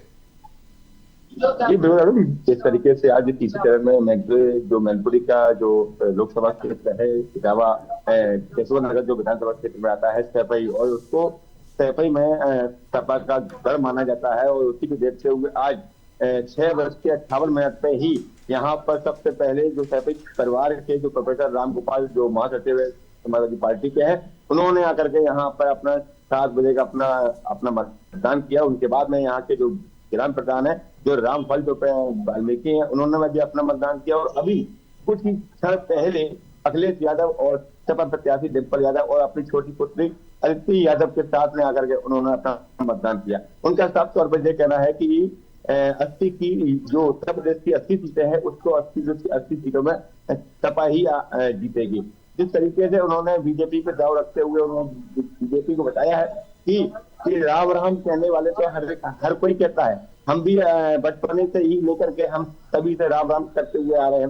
इस तरीके के आरोप प्रत्यारोप लगाते हुए उनके साथ तौर पर उन्होंने एक 200 मीटर के पोलिंग बूथ से अलग हट करके उन्होंने एक प्रेस विरोध आयोजित की गई है, जिसमें कई आरोप प्रत्यारोप विपक्ष और उनके ऊपर लगाए गए हैं। पर साफ तौर पर देखा गया कि अभी तक ये बदायूं से एक बात सामने निकल के आ रही है कि बदायूं से शिवपाल सिंह यादव को जिला बदल जैसी जो कार्रवाई होती है वो कर दी गई है। पर वहां से अंकुर यादव के साथ बदायूं से इटावा सैपई के लिए आने के लिए प्रस्थान कर चुके हैं। और कुछ ही देर के बाद इटावा के सैपई अपना आकर के मतदान कर देंगे, दोनों ही अपने पिता पुत्र। और उसके बाद ही कुछ देर सामने आएगा। जिस तरीके से अगर इटावा के सैपई की बूथ की अगर बात की जाए, यहाँ 4 बूथ हैं। 4 बूथों में अभी तक लगातार जो मतदान के वोटर हैं लगातार आते जा रहे हैं, अपना मतदान करते जा रहे हैं। पर कुछ प्रशासन की ओर से 2-3 ऐसे अराजक तत्व को भी देखा गया है, जिसमें कि एक व्यक्ति को तो थाने भेज दिया गया, जो अंदर वोट डालने के बाद उंगली में इंक लगाई जाती है, वो वोटर उसको हटा करके दोबारा वोट डालने का प्रयास करने की उम्मीद में रहते हैं। उस कारण से प्रशासन ने 2 लोगों को सैपई थाने के अंदर बिठाया गया है। जी, लेकिन अगर बात की जाए अखिलेश यादव की, जब अखिलेश यादव आज अपनी पत्नी के साथ और बेटी के साथ वहां पर वोटिंग के लिए पहुंचे प्रमोद, तो उस दौरान उसके बाद जब वोट डाला, उन्होंने मतदान किया, मतदान के बाद लगातार अखिलेश यादव की तरफ से ये कहा गया है कि बीजेपी की ये साजिश है कि इस भीषण गर्मी में, बयानबाजी उन्होंने अखिलेश यादव ने की, भीषण गर्मी में लोगों को वोट के लिए परेशान किया गया। इससे कुछ समय पहले भी अगर चाहते तो ये मतदान हो सकते थे, ये चुनाव का जो शेड्यूल निकला ये निकल सकता था। जी बिल्कुल, जिस तरीके से अखिलेश यादव ने जो विपक्ष से अपना हमला किया है उसको देखा जाए तो गर्मी में कोई जो पहला इलेक्शन तो है नहीं, जब विधानसभा हो या लोकसभा हो, कई बार ऐसी भीषण गर्मी, इससे ज्यादा गर्मी में भी चुनाव हुआ है। अब उनको कहीं ना कहीं अब क्या महसूस हो रहा है, किस बेस पर उन्होंने इस चीज को कहा है कि गर्मी में आखिर कौन सा इलेक्शन नहीं हुआ है। कई इलेक्शन गर्मियों में हो चुके हैं और अखिलेश यादव भी उन्हीं गर्मियों में वोटिंग डालने की वजह से जीते हैं और तो मुख्यमंत्री की सीट पर ही बैठे हुए हैं। जी, अगर बात की जाए, संभल पहुंचे थे राज्यसभा सांसद रामगोपाल यादव। इस दौरान उन्होंने सीएम योगी पर भी कहीं ना कहीं निशाना साधते हुए कहा कि मैं उनसे उम्र में बड़ा भी हूं, और दूसरी बात उन्होंने कहा कि उनसे बड़ा राम भक्त भी हूं। यानी कि राम का मुद्दा एक बार फिर से राम गोपाल यादव ने वहां पर उठाया है, उतारा है कि वोट डालने के बाद उन्होंने फिर से, कहीं आपको ऐसा नहीं लग रहा है कि इस बार जो थोड़ा बहुत जो है राम का जो अयोध्या मंदिर बना है उस रामलला के नाम पर कहीं ना कहीं ये वोट का अभी भी कहीं ना कहीं सौदा तय किया, सौदा जो है वो तय किया जा रहा है, लोगों के दिलों को छूने की कोशिश की जा रही है? राम मंदिर की अगर बात की जाए तो राम मंदिर का मुद्दा अब विपक्ष में एक राजनीति का मुद्दा बना रखा है। क्या राम मंदिर, जैसा कि आज प्रोफेसर राम गोपाल ने अपने बयान में कहा भी है कि जिस तरीके से मोदी जी और योगी जी आरोप लगा रहे हैं कि रामलला के मंदिर नहीं पहुंचे, मैं तो बचपन से ही हर किसी अपने से बड़े को, अपने के सहयोगी को राम राम करता हुआ आ रहा हूं। तो राम राम करने में और वहां पहुंचकर पूजा पाठ करने में जमीन आसमान का अंतर होता है। राम राम तो एक आखिरी समय जब किसी की अर्थी भी निकलती है तो उसमें भी हम लोग ज्यादातर राम राम सत्य ही बोला जाता है। उसी तरीके से अगर राम गोपाल जी अगर इस चीज को कह रहे हैं कि मैं बचपने से राम राम बोलता हुआ आ रहा हूँ, तो हर किसी की जुबान से राम का नाम निकलता है। और अगर राम मंदिर का मुद्दा बना के चलते हैं तो कहीं ना कहीं इस पर वोटिंग जो इलेक्शन हो रहे हैं या आने वाला इलेक्शन होगा उसमें कहीं ना कहीं असर देखने को निश्चित मिलेगा। अच्छा प्रमोद, अगर बात की जाए इटावा की तो इस बार 5 जो यादव परिवार के 5 लोग जो हैं चुनावी मैदान में, लेकिन अगर बात की जाए अब इस वक्त जो तीसरा चरण, इसमें 3 लोगों के जो कहता ना कि साख दांव पर है, डिंपल यादव की, अक्षय यादव की और आदित्य यादव चुनावी समर में है। क्या आपको लगता है कि यादव जो यादव परिवार के ये 3 सदस्य उतरे हैं, क्या अपनी साख को बचा पाएंगे इस बार चुनावी मैदान में? बिल्कुल, आप सही कहा। जिस तरीके से अगर मैं सबसे पहले अगर मैनपुरी लोकसभा की ही बात कर ली जाए, जब नेताजी थे तो लाखों की वोटों से उनकी हुआ करती थी और नेताजी के निधन के बावजूद भी डिंपल यादव को लाखों की वोट से उनको जिताया गया यहाँ के जनता के द्वारा। पर अब कहीं ना कहीं जयवीर जो सिंह जो मंत्री हैं उनके उतारे जाने पर, जो भाजपा प्रत्याशी बने हैं उनके उतारे जाने पर अब डिंपल जी की कहीं ना कहीं खतरे में आने के बजाय कम से कम अब उनकी लाखों में न जाकर के संख्या वो हजारों में रह जाती है। जीत और हारना ये अब 4 जून को ही तय हो पाएगा कि आखिर मैनपुरी लोकसभा की सीट इनकी है, फैजाबाद की किनकी होगी। और जिस तरीके से कन्नौज से पहले तेज प्रताप यादव को टिकट दिया गया था, उसके बाद में वहां की जनता ऐसा सपा राष्ट्रीय अध्यक्ष जी का कहना था कि वहां की जनता ने हमको के लिए कहा गया, तब मैंने उनकी जाकर कैंसिल किया, मुझे वहां मैदान पर उतरना पड़ा। अब जो कन्नौज की सीट जो सुब्रत पाठक जी हैं बीजेपी के हैं, वो उनमें आपस में जमीन आमने सामने की टक्कर रहेगी और उसमें भी अभी कुछ कहना नामुमकिन है कि कन्नौज की सीट सपा की होगी या फिर जो बीजेपी की थी या वही कंटिन्यू होगी। जी अच्छा, अगर बात ये थोड़ा सा जो देख लें, अगर एक आंकड़े देख लें तो अभी लगातार चुनावों में बहिष्कार के मामले पिछले 2 चरणों में प्रमोद हमने देखा है। फिरोजाबाद में भी अभी खबर सामने आई है कि वहां पर भी चुनावी बहिष्कार हुआ है, मतदान का बहिष्कार जो है गांव के लोगों ने किया है। रोड को लेकर नीम कोरिया जो है वहां पर बहिष्कार किया गया है। इस तरीके के जो मसले सामने आते हैं वो भी खास तौर से मतदान के वक्त, क्या इससे पहले जो जनप्रतिनिधि हैं क्या वो अपने इलाके में ध्यान नहीं देते, या फिर कहीं ना कहीं इतना बड़ा एरिया होता है कि इतना बड़ा चुनावी क्षेत्र उनका कार्य क्षेत्र होता है कि वो ध्यान नहीं दे पाते? और किस तरीके से जो जनता है, जब प्रशासन लगातार अपील कर रहा है, देश के प्रधानमंत्री भी अपील कर रहे हैं, ऐसे में जो जनता अपना एक फैसला सुनाती है कि मतदान बहिष्कार करना, क्या आप इसको जायज समझते हैं? अनुराग जी, आपने बिल्कुल सही सवाल किया है। जिस तरीके से अभी आपने कहा कि अधिकांश जो समस्याएं जो आम जनता की होती है वो इलेक्शन के समय ही सामने आती है। कोई जनता बहिष्कार करता है, कोई अपनी शिकायत करता है। आपने आमतौर पर देखा होगा किसी भी जनपद में अगर मुख्यमंत्री आते हैं या कोई डीजीपी आते हैं, एडीजी आते हैं, तो जो पीड़ित जनता होती है उनको अपनी एप्लीकेशन देने के लिए जाती है, क्योंकि नीचे स्तर से उनकी सुनवाई नहीं होती।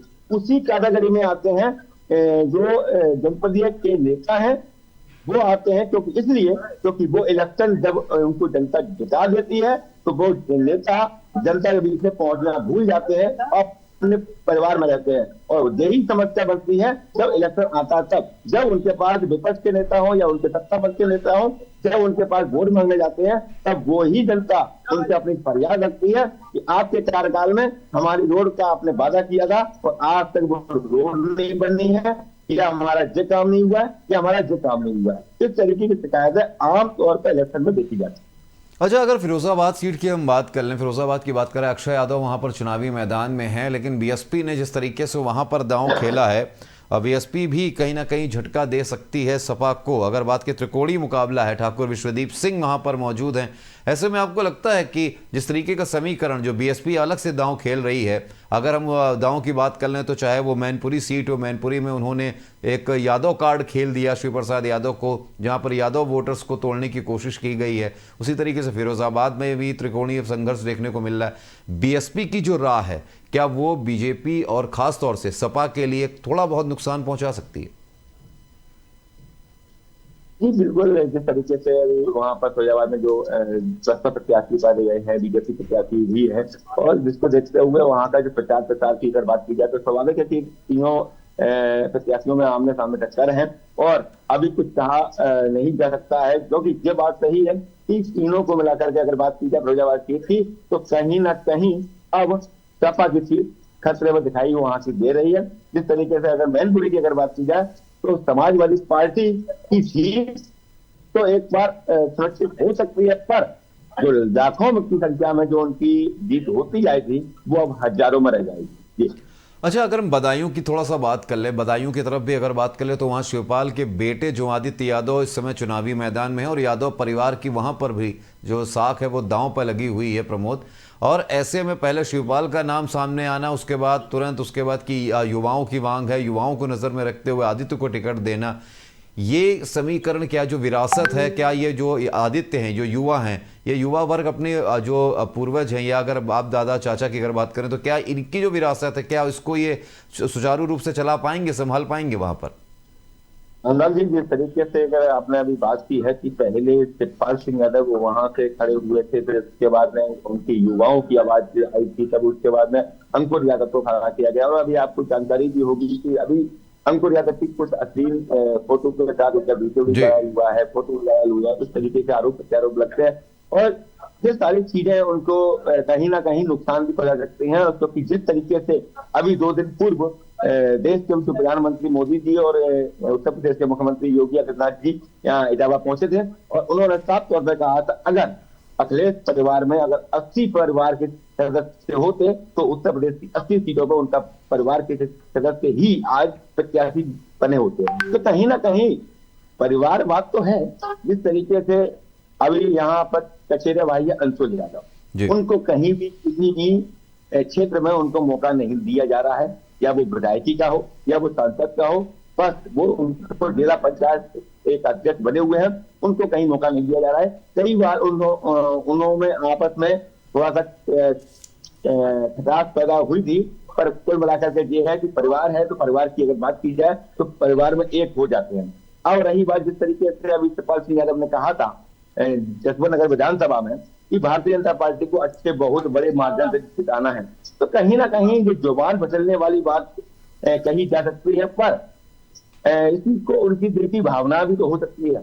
जिस तरीके से योगी आदित्यनाथ उत्तर प्रदेश के मुख्यमंत्री ने जसवंत नगर की विधानसभा की सीट पर उन्होंने खुद आकर के शिवपाल सिंह यादव को बीजेपी में आने का निमंत्रण दिया था, उसके बाद में शिवपाल सिंह यादव की जुबान से ये बात निकलती है कि भारतीय जनता पार्टी को बहुत बड़े मार्जिन से जिताना है, तो स्वाभाविक है कि आज कहीं उनका वोट कहीं बीजेपी के न चला जाए। प्रमोद, अगर बात कर ली जाए एटा की, थोड़ा सा नजदीक जाते हैं, इटावा के एटा नजदीक में आता है, और एटा की अगर बात करें तो कल्याण सिंह का वहां पे दबदबा माना जाता है, कल्याण सिंह का गढ़ माना जाता रहा। ऐसे में कल्याण सिंह के जो बेटे राजवीर सिंह है वो एक बार फिर से चुनावी मैदान में है, और उनके सामने अगर बात की जाए देवेश शाक्य को उतारा गया है। क्या सपा जो है कल्याण सिंह के इस गढ़ में, या बीजेपी का जो कोर गढ़ कहा जाता है, क्या यहाँ पर सेंध लगा पाएगी? अगर एटा की अगर बात की जाए तो स्वाभाविक है कि वहाँ बीजेपी का गढ़ कहा जाता रहा है, और अभी भी वही गढ़ उनका बीजेपी का रहा है। पर जिस तरीके से सपा के जो उन्होंने अब की बार उन्होंने प्रयास किया है, तो कहीं जी प्रमोद, जानकारी देने के लिए बहुत शुक्रिया, हमसे जुड़ने के लिए बहुत बहुत शुक्रिया। तो लगातार आपको बता दें कि तीसरे चरण का ये महारण अभी भी जारी है और चुनावी रण में आज ये तीसरे चरण का मतदान जारी है। तीसरे चरण के मतदान की तस्वीरें हम आपको लगातार दिखा रहे हैं, जहां पर अक्षय यादव की तस्वीर आप देख सकते हैं, फिरोजाबाद से चुनावी मैदान में है और इस वक्त अक्षय यादव चुनावी मैदान में उतर के वोट डालने पहुंचे हैं। साथ ही अखिलेश यादव की तस्वीर हम आपको दिखा रहे हैं, जहां डिंपल यादव और बेटी अदिति यादव के साथ अखिलेश यादव भी मतदान केंद्र पहुंचे थे, जहां पर उन्होंने अपने मताधिकार का प्रयोग किया। तो तीसरे चरण का ये मतदान सुबह 7 बजे से लगातार जारी है उत्तर प्रदेश सहित 12 राज्यों की 93 सीटों पर। और ये आप देख सकते हैं टेलीविजन स्क्रीन पर, जहां पर केंद्रीय गृह मंत्री अमित शाह भी इस बार चुनावी मैदान में गांधीनगर से उतरे हैं और अपने मतदान का प्रयोग करते नजर आ रहे हैं। अखिलेश यादव पहुंचे इटावा में और दूसरी तरफ गुजरात के गांधीनगर में, और साथ ही ये इस बीच इस वक्त की बड़ी खबर लोकसभा चुनावों से जुड़ी हुई, बदायूं से जुड़ी यह खबर है। बदायूं से इस वक्त ये बड़ी खबर, स्कूल के अंदर बूथ पर बैठा मिला BLO, बाहर पर्ची लेने के लिए मतदाता परेशान नजर आए। इस वक्त की यह बड़ी खबर बदायूं से, जहां प्रमोद इंटर कॉलेज सहस सुवान का यह मामला है, जहां बदायूं में स्कूल के अंदर बूथ पर बैठा मिला BLO।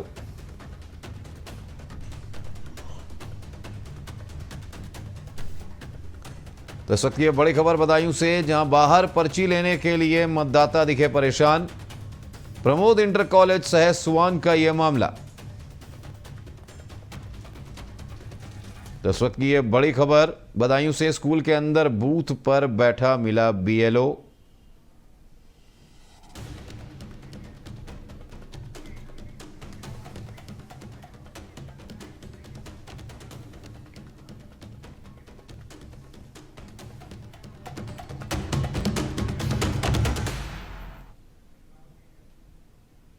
तो इस बीच एक और बड़ी खबर सामने आ रही है फिरोजाबाद में चुनावी मतदान को लेकर, जहां फिरोजाबाद से इस वक्त की यह बड़ी खबर, जहां रजा वली नगरा के ईश्वरी बूथ पर चुनाव का यह मतदान रुक गया है। एक बूथ पर मतदान रुका है, 4 वोट डालने के बाद नहीं हो पा रहा है मतदान। इस वक्त की यह बड़ी खबर फिरोजाबाद से,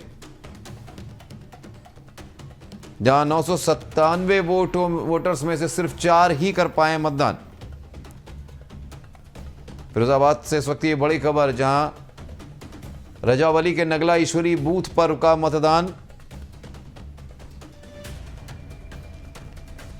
एक बूथ पर 2 गांवों का मतदान। इस वक्त की बड़ी खबर, 4 वोट डलने के बाद नहीं हो पा रहा है मतदान। 997 वोटर्स में से सिर्फ 4 ने किया मतदान।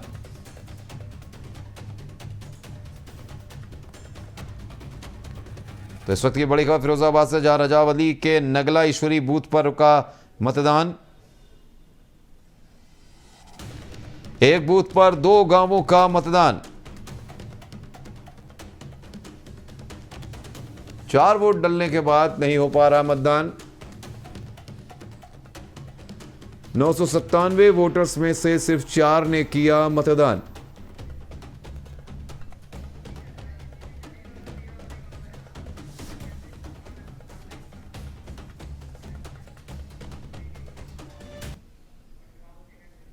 और इसी बीच बड़ी खबर आ रही है हाथरस से, जहां हाथरस के अलीगढ़ के छर्रा में मतदान का बहिष्कार हुआ है। इस वक्त की बड़ी खबर हाथरस से, जहां हाथरस के अलीगढ़ में छर्रा में मतदान का बहिष्कार। छर्रा के धोराई में मतदान का बहिष्कार हुआ। गांव में विकास कार्यों को लेकर ग्रामीण दिखे नाराज।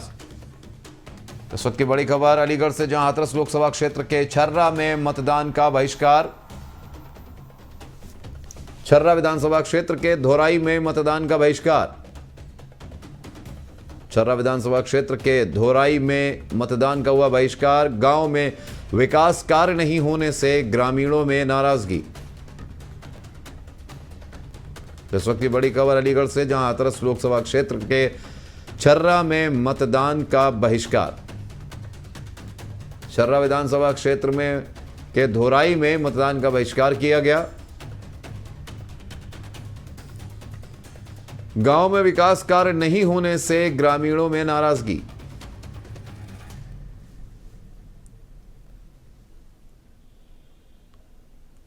तो अलीगढ़ से इस वक्त की बड़ी खबर।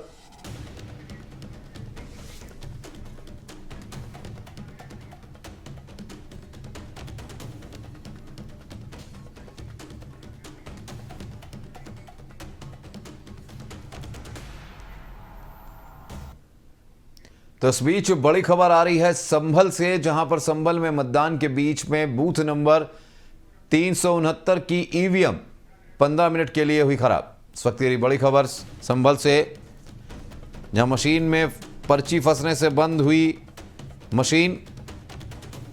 Booth number 369 junior high school Bahjoi का है मामला। तो बूथ नंबर 369 की ईवीएम 15 मिनट रही बंद। इस वक्त की बड़ी खबर संभल से, मशीन में पर्ची फंसने से हुई बंद। एजेंट का यह बयान सामने आया। एजेंट का कहना है कि मशीन में पर्ची फंसने की वजह से ऐसा हुआ। तो booth number 369 junior high school Bahjoi का है मामला।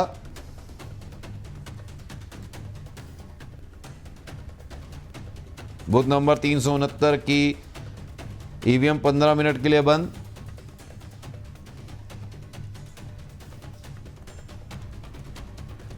तो booth number 369 junior high school Bahjoi का यह मामला।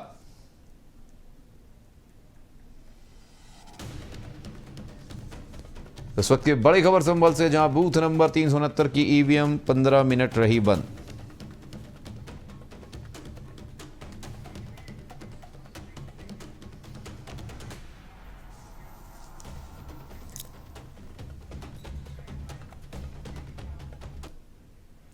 इस बीच एक और बड़ी खबर सामने आ रही संभल से, जहां पर सपा प्रत्याशी जियाउर रहमान बर्क की पुलिस से झड़प की खबर सामने आई है। इस वक्त ये बड़ी खबर संभल से, जहां जियाउर रहमान बर्क ने पुलिस पर लगाए गंभीर आरोप। इस वक्त की बड़ी खबर संभल से, जहां पुलिस ने बीएलओ के बस्ते छीने। यह आरोप जियाउर रहमान बर्क की तरफ से लगाया गया पुलिस प्रशासन पर। जियाउर रहमान ने कहा, मुस्लिम वोटरों से बूथों पर पुलिस कर रही अभद्रता। संभल में सपा प्रत्याशी जियाउर रहमान बर्क की पुलिस से झड़प। इस वक्त ही यह बड़ी खबर सामने आ रही है संभल से। जियाउर रहमान ने पुलिस पर लगाए गंभीर आरोप। पुलिस ने बीएलओ के बस्ते छीने, यह आरोप लगाया है जियाउर रहमान बर्क ने।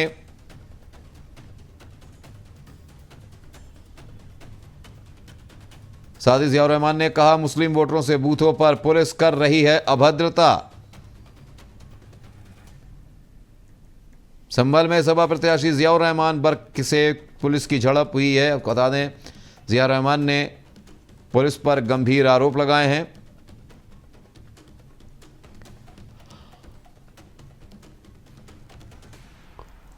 जियाउर रहमान ने कहा, पुलिस ने बीएलओ के बस्ते छीने। इस वक्त ये बड़ी खबर।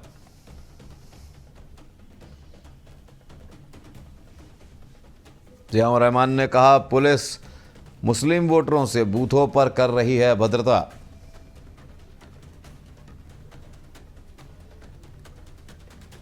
तो इस वक्त की बड़ी खबर संभल से, जहां जियाउर रहमान बर्क ने पुलिस पर लगाए गंभीर आरोप। सपा प्रत्याशी हैं जियाउर रहमान बर्क।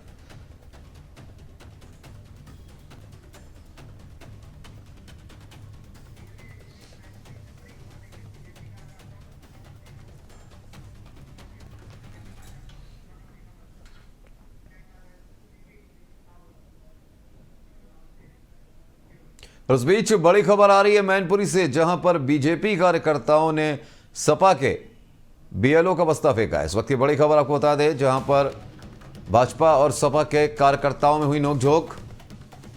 तो करहल विधानसभा के ग्राम सहन का यह मामला। मैनपुरी से इस वक्त की बड़ी खबर।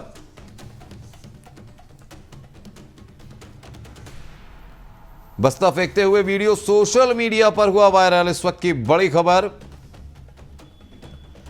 जहां बीजेपी कार्यकर्ताओं ने सपा का बस्ता फेंका।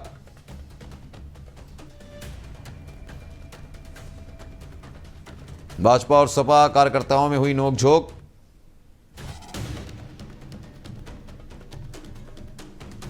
तो करहल विधानसभा के ग्राम सहन का यह मामला, इस वक्त की बड़ी खबर आपको तस्वीरों में दिखा रहे हैं, जहां वीडियो वायरल हो रहा है मैनपुरी से, जहां बीजेपी कार्यकर्ताओं ने सपा का बस्ता फेंका है। और इस खबर पर अधिक जानकारी के लिए मैनपुरी से हमारे संवाददाता जीत कुमार हमारे साथ जुड़ गए हैं। जीत, मैनपुरी से खबर सामने आ रही जहां पर बीजेपी कार्यकर्ताओं और सपा कार्यकर्ताओं के बीच झड़प हुई है, नोकझोंक हुई है और बीजेपी कार्यकर्ताओं ने सपा का बस्ता फेंका है। क्या जानकारी?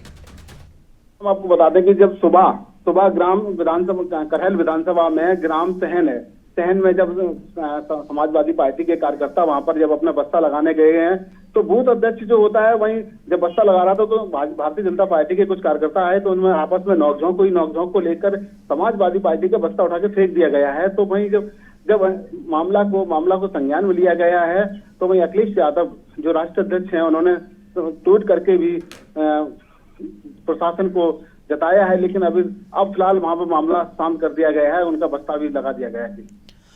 लेकिन चुनावों के बीच में जिस तरीके से इस तरह की झड़प देखने को मिल रही है, पुलिस प्रशासन की वहां पे मुस्तैदी रहती है, ऐसे में बीजेपी के कार्यकर्ता हों या किसी भी पार्टी के कार्यकर्ता हों, वो आपसी में मतलब चुनावों के मतदान के बीच में इस तरह की झड़प देखना कहीं ना कहीं प्रशासन की मुस्तैदी और उनकी तैयारी पर सवालिया निशान भी उठाता है।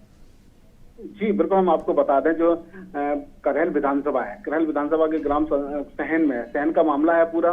तो वहीं जो आपस में बस्ता लगाने को लेकर समाजवादी पार्टी के कार्यकर्ता थे तो भारतीय जनता पार्टी के कार्यकर्ता, दोनों लोगों में नोकझोंक हुई है। नोकझोंक को लेकर उन्होंने भारतीय जनता पार्टी के कार्यकर्ताओं ने उनका बस्ता फेंक दिया गया है। तो वहीं जब आपस में दोनों को पुलिस को जब सूचना मिली तो वहां प्रशासन भी पहुंचा है, प्रशासन ने मामला को शांत करा के दफा कर दिया गया है। जी फिलहाल जानकारी देने के लिए जीत आपका बहुत बहुत शुक्रिया। तो इस वक्त की बड़ी खबर मैनपुरी से आपको बता रहे हैं, जहां पर बीजेपी और सपा कार्यकर्ताओं में हुई नोकझोंक। बीजेपी कार्यकर्ताओं ने सपा का बस्ता फेंका। करहल विधानसभा के ग्राम सहन का यह मामला है, जहां पर बस्ता फेंकने का वीडियो भी वायरल हुआ। इस वक्त की यह बड़ी खबर मैनपुरी से, जहां पर बीजेपी कार्यकर्ताओं ने सपा का फेंका बस्ता।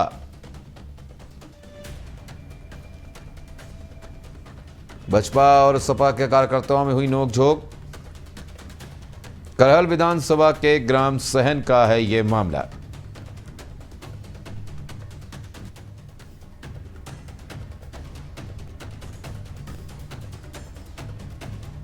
इस वक्त की यह बड़ी खबर मैनपुरी से,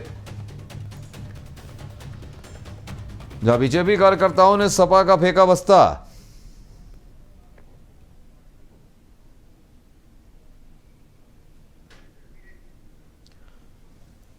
तो मैनपुरी से ये वीडियो हम आपको टेलीविजन स्क्रीन पर दिखा रहे हैं, जहां पर बीजेपी और सपा के कार्यकर्ताओं के ये झड़प का वीडियो सोशल मीडिया पर वायरल हो रहा है, जहां पर आप देख सकते हैं करहल लोकसभा क्षेत्र जो है, जो मैनपुरी में आता है, करहल क्षेत्र में इस तरीके का मामला हुआ है, जहां पर सपा और बीजेपी के कार्यकर्ताओं में झड़प हुई और बीजेपी कार्यकर्ताओं ने सपा का बस्ता उठाकर फेंका है। और सपा का बस्ता फेंकते हुए ये वीडियो सोशल मीडिया पर वायरल हो रहा है, जहां पर बस्ता लगाने को लेकर बीजेपी और सपा के कार्यकर्ता आपस में भिड़े।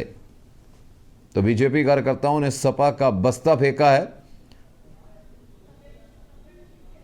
और आप देख सकते हैं किस तरीके से इस वायरल वीडियो में आप देख सकते हैं कि बीजेपी के कार्यकर्ताओं ने सपा का बस्ता फेंका है उठाकर।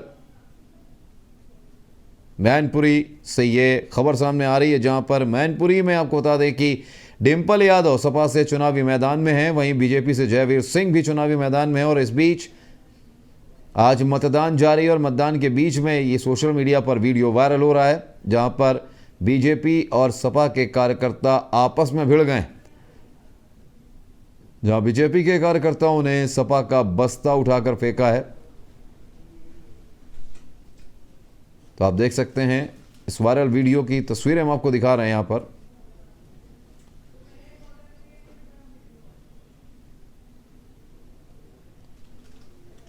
तो मैनपुरी से ये वीडियो सामने आ रहा है। मतदान केंद्र पर इस समय हर जगह 12 राज्यों में वोटिंग जारी है। उत्तर प्रदेश की 10 लोकसभा सीटों पर लगातार मतदान जारी है, जहां पर मैनपुरी से ये सोशल मीडिया पर ये वीडियो वायरल हो रहा है। आपको बता दें कि बीजेपी कार्यकर्ताओं और सपा कार्यकर्ताओं के बीच में बस्ता लगाने को लेकर झड़प हुई, जिसके बाद नोकझोंक के बाद बीजेपी कार्यकर्ताओं ने सपा कार्यकर्ताओं का बस्ता फेंका।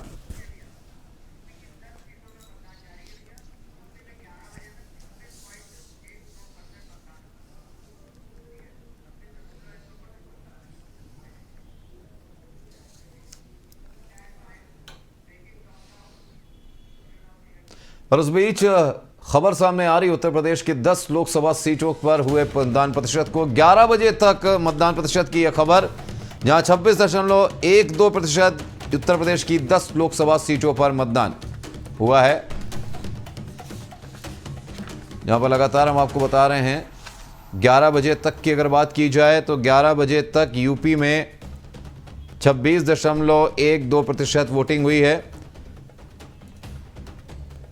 जहां फिरोजाबाद की अगर बात की जाए, फिरोजाबाद की बात की जाए तो वहां पर बदायूं में 25.65%, बरेली में 23.60% मतदान 11 बजे तक, मैनपुरी में 25.13%, संभल में 29.55% मतदान, तो हाथरस में 25.68% मतदान हुआ है अभी 11 बजे तक की ये आंकड़े। तो यूपी के 10 सीटों पर मतदान जारी।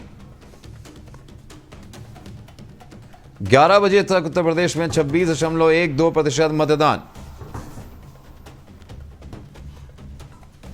संभल में सबसे अधिक तो बरेली में सबसे कम।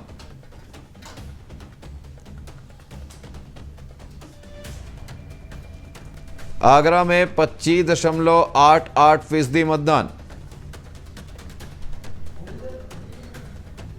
एटा में 27.09%,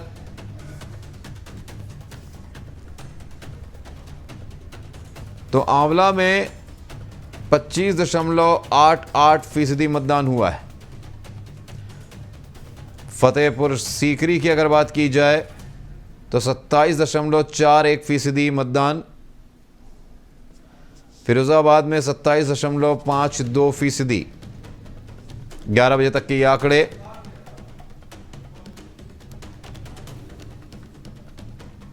बदायूं में 25.65% मतदान हुआ, बरेली में 23.60%, तो मैनपुरी में 25.13% मतदान, संभल में 29.55% मतदान हुआ। वहीं हाथरस की बात करें तो 25.68% मतदान हाथरस में। आगरा की बात करें तो 25.88%। तो यूपी की 10 लोकसभा सीटों पर मतदान लगातार जारी है। 11 बजे तक के आंकड़े हम आपको बता रहे हैं। यहाँ यूपी में 26.12% मतदान हुआ है 11 बजे तक। तो फिरोजाबाद में 27.52%। अगर बात की जाए तो संभल में सबसे ज्यादा, बरेली में सबसे कम।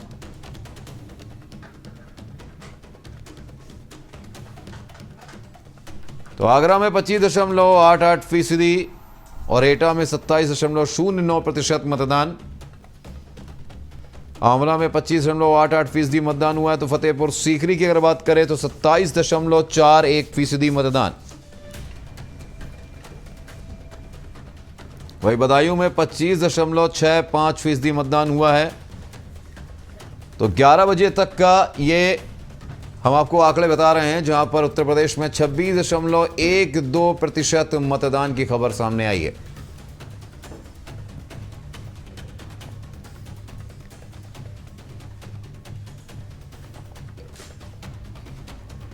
तो उत्तर प्रदेश की 10 लोकसभा सीटों पर मतदान जारी है। जहां आपको बता दें कि आज देश के 12 राज्यों की 93 सीटों पर मतदान लगातार जारी है, जहां संभल में 11 बजे तक सबसे ज्यादा और बरेली में सबसे कम मतदान प्रतिशत रहा है। हाथरस में 25.68% वोटिंग हुई है अभी तक, 11 बजे तक की ये आंकड़े हम आपको बता रहे हैं। जहां यूपी के 10 सीटों पर मतदान लगातार जारी।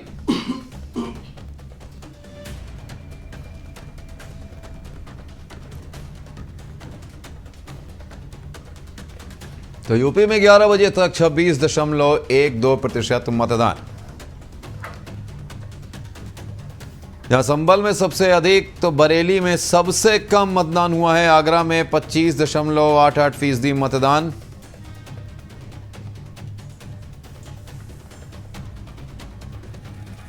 तो एटा में 27.09%।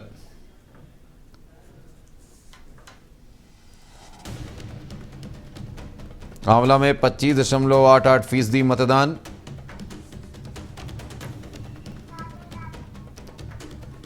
तो फतेहपुर सीकरी में 27.41% मतदान। फिरोजाबाद में 27.52% मतदान हुआ है। बदायूं में 25.65% मतदान। ये 11 बजे तक के आंकड़े उत्तर प्रदेश की 10 लोकसभा सीटों के। यहां बरेली में 23.60% वोटिंग अभी तक 11 बजे तक हुई है।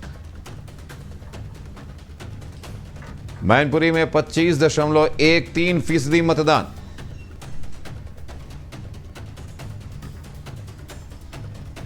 संभल में 29.55% मतदान।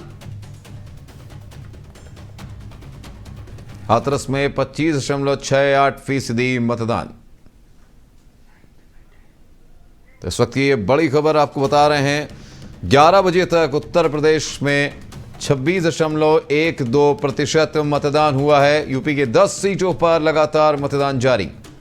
11 बजे तक 26.12% मतदान उत्तर प्रदेश में। संभल में सबसे अधिक तो बरेली में सबसे कम मतदान अभी तक हुआ है।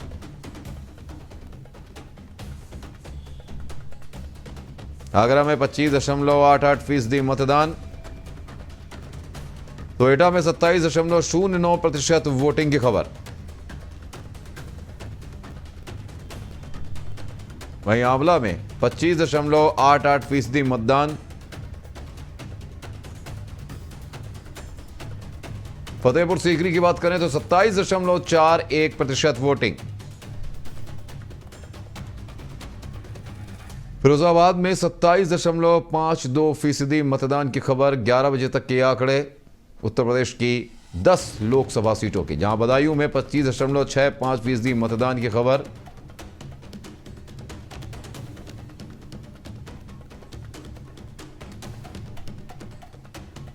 तो आज तीसरे चरण का मतदान जारी है।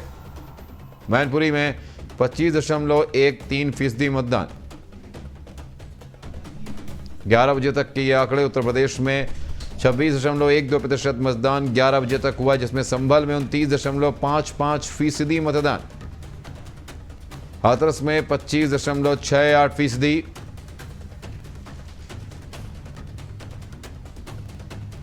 तो यूपी के 10 सीटों पर लगातार मतदान जारी।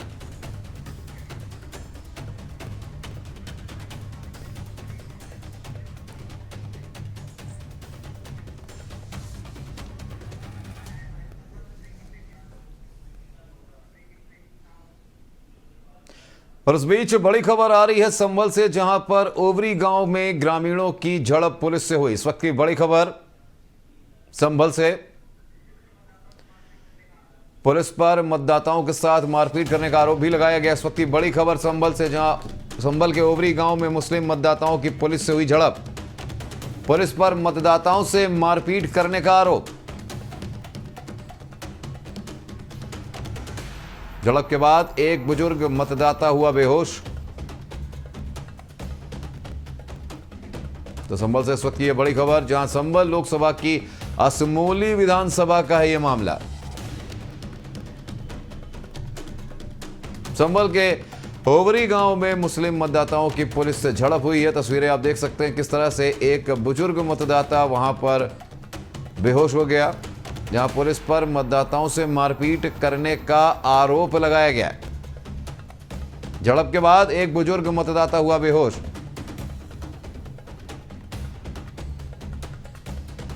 इस वक्त की बड़ी खबर संभल लोकसभा की असमोली विधानसभा का यह मामला है, जहां पर